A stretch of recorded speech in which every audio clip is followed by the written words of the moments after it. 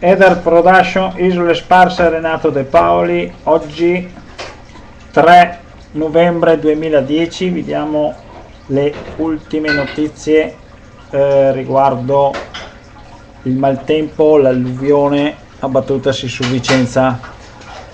Dopo le 12 Vicenza ha ripreso a splendere il sole. Queste sono le immagini che vengono da Viale Giuriolo e i due alberi del Bacchiglione e del Retrone dimostrano che l'acqua è ritornata nel propria sede e si è abbassata di circa 3 metri, quindi questo primo emergenza si sta normalizzando.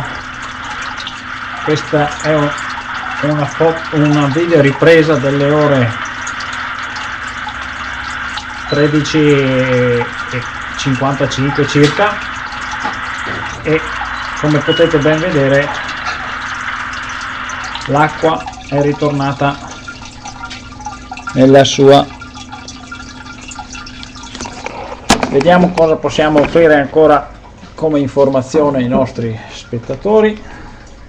Intanto vi diciamo che abbiamo inserito vari filmati che documentano questa notte, dall'inizio della mattinata alle ore 05, l'intervento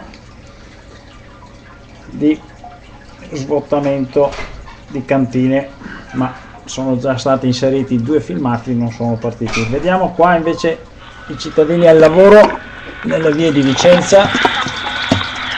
Eccoli qua, tutti intenti a pulire. Qui vediamo dove è stata allestita la tenda. Qui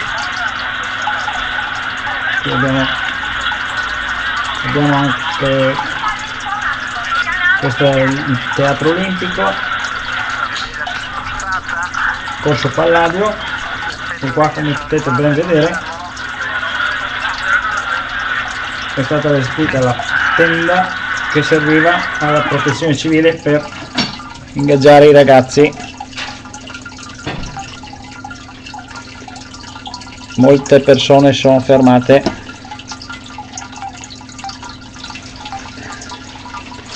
Vediamo un po' la situazione in quest'altra via.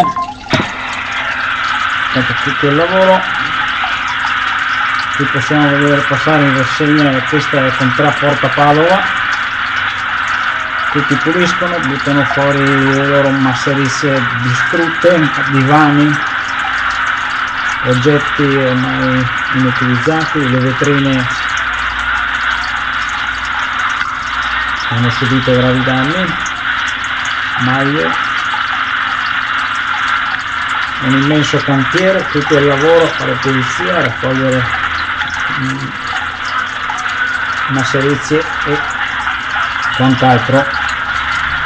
La gente non ha aspettato un minuto, appena potuto ha liberato la propria casa, le proprie cantine e ha fatto subito tenta di portare di nuovo la normalità. L'aiuto per adesso viene dal divino, ovvero il sole sta splendendo e questo aiuta molto.